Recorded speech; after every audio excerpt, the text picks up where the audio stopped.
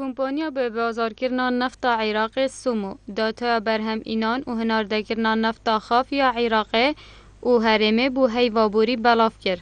دهی سومو ده بیانامه که داتا یا برهم اینان هیوا ایلول یا بوری او 26 کلگه نفته ین کمپانیه کنترل دکرد دگل داتا یا هنارده کردن هرمه دیار کرد. سومو برو واجی هیوا بوری بتنه ایک داتا به خوبت گیرید هر واساداتا سرجم برهم اینان و هنارده کردن و کار اینان نافخوی آشکرا کرد. عراق کو دوامین مازنترین برهمه نره و پیگه بشتی سعودیت هید.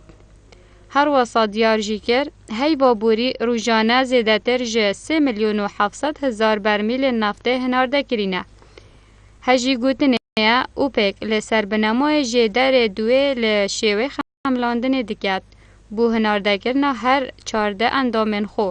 جلوه که دی وجی بغداد وید اوپک داتاین وزارت نفت عراق قبیل بکد. بری کمبونا سیهی تشرین دهاتی که تدا اوپک رنگ برهم اینانه بو اندامن خو سنوردار بکد. جلوه که دی وجی جبار لعیبی وزیر نفت عراق ده کمبونه که هیوا ایلول دا لجزائر سکالا و گازنده درباره داتاین اوپک لسر برهمینان و هنارده کرنان نفت عراق کرن. هفتی آبوری جی جوره که نرمتر کار اینا و پیامنر بو بغدا گازی کرن بو دیتنا دانستاندنان لسر برهم اینان نفته. هر وصال دیف سومو برهم اینان نفت خواب لحی و بوری روزانه سرجموه پک خاطبو جه 536,000 برمیلان. جلای که دی وجی فلاح عمری روبر سومو لحفتی آبوری راگهان بو. او آمار تنه خملاندنه که چونکی حکومت ناوندی نویترین داتا لسرده سالادارین کردور نگرتینه.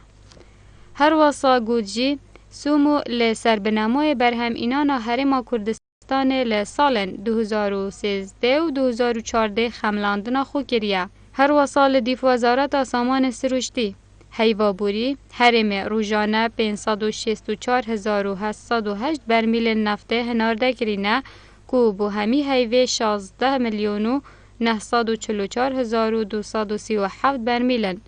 اوله دیفسو موجی هر دو کلگه هن کرکوک و بابا گرگر روزانه 93,000 برمیل نفته برهم ایناینا بو سومو. کلگه ها بای حسن و آوانه جی روزانه 275,000 برمیل نفته برهم ایناینا.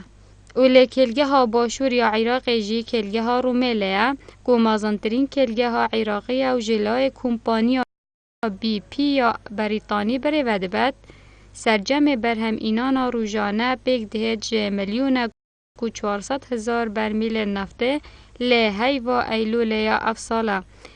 هر واسا کلگه ها قرنه یا روش آوای پیک هاتیه 807,000 برمیل نفته لروژه که دا. او برهم اینانا کلگه ها نفت آزو برجی به کادبوج 309,000 برمیلان لروژه که دا. هر واسا برهم اینانا کلگه ها نفت حلفایا به کادبوج 204,000 برمیلان لروژه که دا.